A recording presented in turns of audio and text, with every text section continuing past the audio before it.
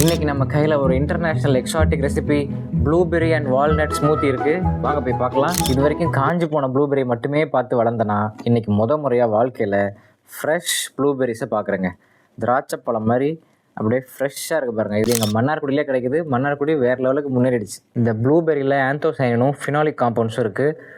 வால்நட்டில் omega 3 fatty acids இருக்குது. இது ரெண்டுமே ஒன்று சேரும்போது ஒரு powerful anti inflammatory substance form ஆகி மூளை பிரெயின் பூஸ்டராக செயல்பட வைக்குது. படித்ததெல்லாம் ஞாபகம் வச்சுக்க முடியல, சீக்கிரம் மறந்துடுறோம் அப்படிங்கிற ஸ்கூல் ஸ்டூடெண்ட்ஸ்க்காக இருக்கட்டும், உங்களுக்கு ஒன்று எங்கேயோ பார்த்த மாதிரி இருக்கேப்பா அப்படின்னு யோசிக்கிற வயசான பெரியவங்களாக இருக்கட்டும், நமக்கும் ஸ்கின் க்ளோ கிடச்சிராதா இருக்கிற இளம் பெண்களாக இருக்கட்டும், இவங்க எல்லாருக்குமே சூட்டபுளான ஒரு மில்க் ஷேக்னா வால்நட்டை ஒரு மணி நேரம் ஊற வச்சுட்டு பிளெண்டரில் ஆட் பண்ணிடுறோம்.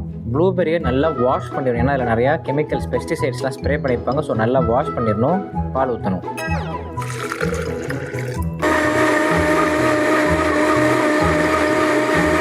அங்கே பாருங்க, அப்படியே ப்ளூ கலர் ஆந்தோசைன் பிக்மெண்ட்லாம் அப்படியே தள்ளாடுது.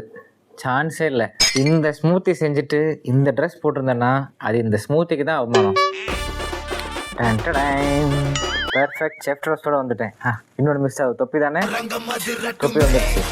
வணக்கம் மக்களே, நான் உங்கள் செஃப் சின்னப்பதாஸ். இதே மாதிரி இன்னும் இன்டர்நேஷ்னல் அண்ட் எக்ஸாட்டிக் ரெசிபிஸ்லாம் நான் கூட ஷேர் பண்ண போகிறேன். Take care, bye. அவனை சொல்லி நிறுத்துங்களேன்டா. அவன்